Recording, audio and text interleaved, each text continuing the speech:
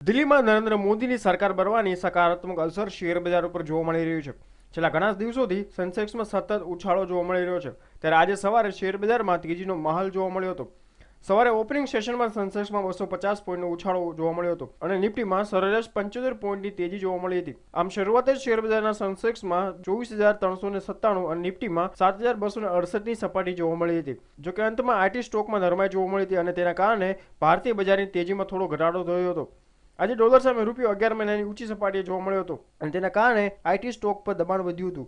આજે શરૂઆતના વેપાર દરમિયાન ડોલરની સરખામણીએ રૂપિયો 32 પૈસા મજબૂત થઈને 58.47 સપાટીએ પહોંચ્યો હતો, જે 11 મહિનાની મહત્તમ સપાટીઓ છે. આ પહેલા રૂપિયો 24 પૈસા મજબૂત થઈને 58.55ની સપાટી પર ખુલ્યો હતો. ઉલ્લેખનીય છે કે લોકસભાની ચૂંટણીમાં બીજેપીને બહુમતી મળી હોવાથી રોકાણકારોમાં ઉત્સાહ જોવા મળ્યો છે. બજારની અપેક્ષા છે કે મોદી સરકાર આગામી દિવસોમાં અર્થવ્યવસ્થાને પટરી પર લાવે અને શેર બજારમાં સતત તેજી જોવા મળી રહે. Bureau report, news online, Ahmedabad.